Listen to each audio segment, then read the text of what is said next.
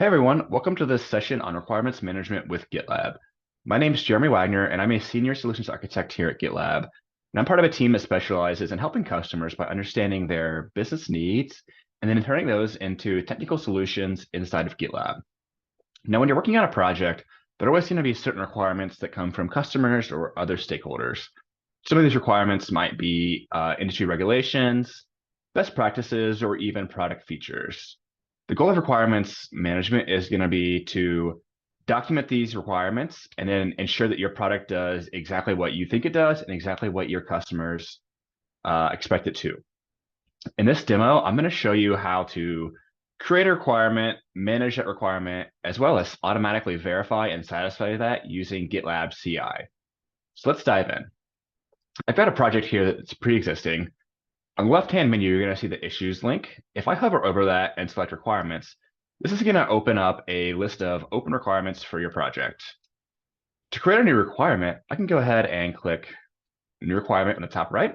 I'm going to go ahead and give it a title and a description. Now you'll see that this supports Markdown. So if you're using issues and merge requests, it's going to be a very similar editor to what you're already used to. Let's go ahead and create this requirement, and you're going to see it populate on this list of other open requirements. You'll see that it populates with a unique identifier, a title, a created at timestamp, and an updated at timestamp. One thing you'll notice with this one is it's not satisfied, just like this one below it, but you'll see others that are satisfied. If I go ahead and click this edit button, it's going to give me the option to mark it as satisfied. So I can manually say, hey, this is satisfied. So let's go ahead and mark this one as satisfied, and you'll see how that works. So now we've manually marked number 13 as satisfied. But what happens if we want to verify and satisfy this automatically using GitLab CI? Let's go ahead and show you that. So let's take a note that this is ID number 14. I'm going to go ahead and open up my GitLab CI file. I'm going to open this in the web IDE and talk through it here for a second. So this is going to be a very simple CI file with one stage, verify requirements, and inside that stage, I'm going to have one job. And essentially what this job is going to do is it's going to create a requirements JSON file, which is going to be the artifact that we can ingest inside of GitLab.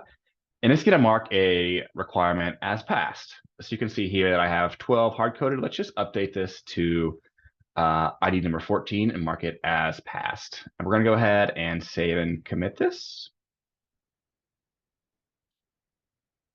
Perfect. It's been committed. So now let's go to our CI/CD pipelines. So you can see a CI/CD pipeline has kicked off. Now, while this is running, let's talk through a little bit more about how this might be used, because this CI file was very basic, and I'm hard coding the ID and automatically marking it as passed. But that's not super useful when you're trying to do this dynamically, things like that. So one way to use this would be to run automated tests and then have a test case aligned to a requirement. That way you can say, hey, we've satisfied this user requirement by running this test. It passed, so let's mark this as satisfied. That's one example you might see. Another way you might see is parsing security artifacts that run in previous jobs and checking for the number of vulnerabilities. And if there are a certain number of vulnerabilities or less, you might mark it as satisfied. So those are some of those ways that you can automate and ways you might want to use that to automatically satisfy this. So this pipeline should be wrapping up here any second. I'm going to go ahead and click into it. Yep, just finished. Perfect. So now let's go back to our requirements. And now we can see that requirement number 14 is satisfied. So we have checked that we are developing internal and external software applications securely and marked that as satisfied. Now, if we want to export this list and share it with a customer or something like that, we can easily export this as a CSV and share it however we need to.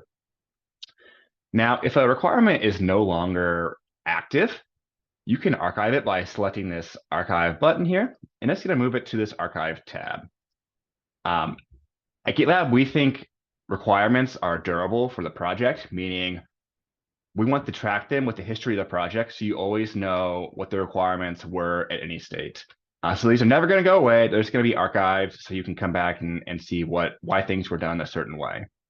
Now, if it becomes active again, you can easily just click reopen. That's going to pop it over to the open tab here. And we're back and have an active requirement again. So bringing it back here to our project, requirements management really is going to help you verify that with your customers that your product does exactly what you expect it to do. And we're going to be able to do that automatically with each and every release by using the GitLab CI file. So if you're interested in discussing requirements management with a solutions architect, you can reach out to sales at https://about.gitlab.com/sales. Thanks for listening and have a great day.